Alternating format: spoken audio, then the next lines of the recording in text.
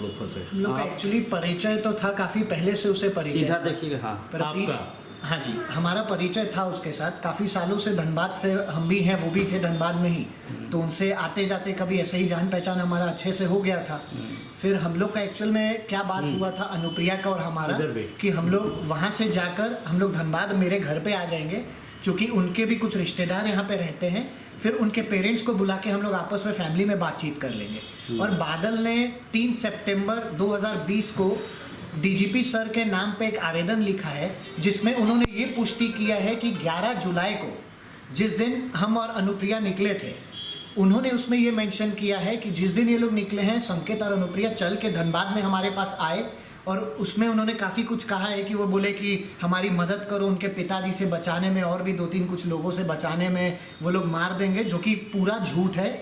10 जुलाई को बादल, मैं और 2 उनके आदमी लोग, हम लोग कलकत्ता के न्यू टाउन में hotel zone by the park में जाके वहाँ पे रहे थे, जहाँ पर बादल ने मेरा आईडी देने के लिए मना किया था, जो कि हम लोग पुलिस स्टेटमेंट में भी कहने वाले हैं और कह भी चुके हैं। वहाँ पर आईडी देने मना किया था, जो हम लोग को पता नहीं था कि वो बहुत बड़ा चाल और षड्यंत्र रच रहा है। तो उससे उनका वो आवेदन पुलिस जांच में ऑलरेडी सब पता चल जाएगा, दिख जाएगा सामने कैसे है। वहाँ से वो हम लोग को जामताड़ा लेके गया, जामताड़ा से ट्रस्ट के बेसिस पे दिल्ली तक पूरा हम लोग को लेके गया, जामताड़ा से औरंगाबाद लेके गया, औरंगाबाद से बनारस घुमाते हुए हम लोगों को कानपुर लेके गया, कानपुर से दिल्ली लेके गया, उसके बाद पंजाब के 2-3 शहरों में हमें लेके गया और रांची में अगवा करके रखा। उन्होंने 99 न्यूज़ से कल या परसों में बातचीत हुई है, कल ही बात हुई। उसमें उन्होंने कल ही बात हुई थी आप लोगों की। उसमें वाया फोन उन्होंने कहा है कि जब मैंने बलात्कार किया है लड़की का, तो एसएसपी ऑफिस में क्यों नहीं कहा। बादल ने जितना भी आवेदन दिलवाया है, हर चाहे वो डीजीपी सर के नाम पर हो, एडीजी सीआईडी के नाम पर हो, डीआईजी बोकारो के नाम पे हो, या एसएसपी धनबाद के नाम पर हो, सब आवेदन में बादल खुद लड़की के साथ, हमको गिरवी रखा गया है रांची में गन पॉइंट पे, जो कि कल भी मैंने आप लोगों से इंटरव्यू में छोटे से कहा था, मतलब बंधक बना के गन पॉइंट पे रख के हर जगह। मोहित, उसका भाई है मोहित तिवारी, जिसके बारे में 164 में भी कहा गया है, तो मैं अभी उसकी पुष्टि नहीं करना चाहूंगा, ठीक है। तो उसमें भी बादल ने यही कहा है आप लोगों को इंटरव्यू में कि अगर बलात्कार किया था तो लड़की ने क्यों नहीं बोला एसएसपी साहब को। अरे बॉस, आप एक जन को गिरवी रख रहे गन पॉइंट पे, जिसके साथ लड़की निकली है, और उन्हीं को आप बयान देने हर जगह खुद क्यों जा रहे हो आप? अगर लड़की अपने मर्जी से करती हो, मेरे साथ जाती, हमारे साथ जाती हो, वो बादल गौतम के साथ क्यों जाती? बस यही सब है। और आगे का जो भी है सब पुलिस जांच में सामने आ जाएगा। हम लोग को प्रशासन पे भरोसा है और आप लोगों पर भी भरोसा है कि अपराधी को सलाखों के पीछे करवाने में हम लोग का मदद करिए। हम लोग के मीडिया का जो साथी जी धनबाद के एक है मीडिया कर्मी, उसका भी 164 में नाम आया। हाँ, उनका भी नाम गया है 164 में। वो तो उसकी क्या साजिश थी, क्या षड्यंत्र था उसका? वो भी मिले हुए हैं हर चीज में बादल गौतम को सपोर्ट करते। वो न्यूज़ 18 में एक इंटरव्यू हुआ था इनका, उस टाइम पे भी गन पॉइंट पे हमें रखा गया था। बाकी मैं नाम किसी का नहीं लेना चाहूंगा, हालांकि चूंकि 164 बहुत ही कॉन्फिडेंशियल रहता है, तो मैं उस बारे में कुछ कहना नहीं चाहूंगा, क्योंकि वो सरकारी डॉक्यूमेंट हो गया, उस बारे में मैं कोर्ट का प्रॉपर्टी हो गया, अभी उस पर कुछ बोलना भी नहीं है, बहुत ज़्यादा कुछ करना भी नहीं। तो जो चर्चा में आ रही है, जो आप लोगों ने जबरन वो लिया है या फिर आप लोगों ने दिया स्वेच्छा से, गाड़ियाँ भी दी? जबरन लिया है उसने, हर जगह। कैलकाटा भी हम लोग जब गए थे, बादल गौतम की खुद की जो गाड़ी है व्हाइट कलर की सियाज गाड़ी, उसमें बादल गौतम खुद मौजूद थे। कलकत्ता गए थे 10 जुलाई को अनुप्रिया को लाने के लिए। तो जो पैसे और गहने की बात आ रही है जो लेके वो चली है, तो सारा क्या बादल गौतम के पास ही चला? सब बादल के पास है, सारा बादल के पास, सब उसके पास है। रोल कुछ है? ना ठीक है, बस ठीक। किसका मोबाइल बज रहा है? साइलेंट करो उसको।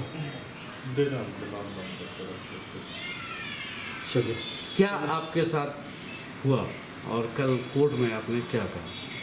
वो तो जो एफआईआर में लिखा है एग्जैक्ट वैसे ही चीज़ हुआ है हम लोग के साथ।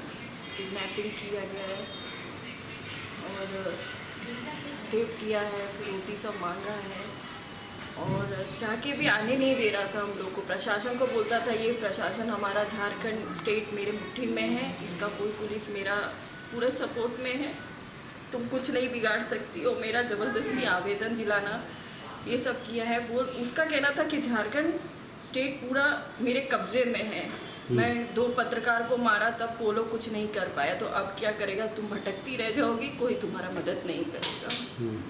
पर हम यहाँ आके हिम्मत दिखाएं क्योंकि हमको भी इसी प्रशासन पे ट्रस्ट है कि वो सच्चाई सामने लाएंगे, वो जल्दी सामने आएगा और वो जो किया है वो सब सच्चा ही सामने आएगा, यही उम्मीद करते। प्लीज़ अभी हम ज़्यादा इंटरव्यू भी नहीं दे सकते। नहीं ठीक है, 164 में आपने अपने जो FIR जो किया था उसको आप उसकी पुष्टि की है, उसके अलावा भी कुछ आपने और अपने बयान में कहा है उससे हट के? हाँ, वो हमने मजिस्ट्रेट को बोल दिए हैं, क्या? उसमें सब है डिटेल। क्या कुछ बता दिए। कुछ हल्का संक्षेप में बताइए। उसमें और भी कुछ लोगों का इन्वॉल्वमेंट है। हाँ बस वही उन्हीं के हवाले काफी- से बोलो। वही बस प्रतीक भैया। उसमें और भी कुछ लोगों का इन्वॉल्वमेंट है।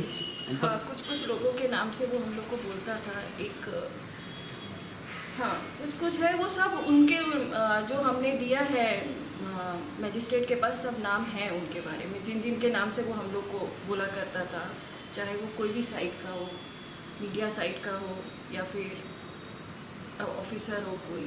बस आप रांची में गई थी, स्टूडियो में बजाते आपका इंटरव्यू भी हुआ था। जी। उस समय तो आप अपने जो फिलहाल जो आपने FIR किया है उसके अगेंस्ट में आपने कहा था, अपने फादर के पे आरोप लगाया। हाँ, तो और कुछ लोगों पे भी बताया था। जितना आवेदन है वो प्रेशर में ही दिलाया गया है।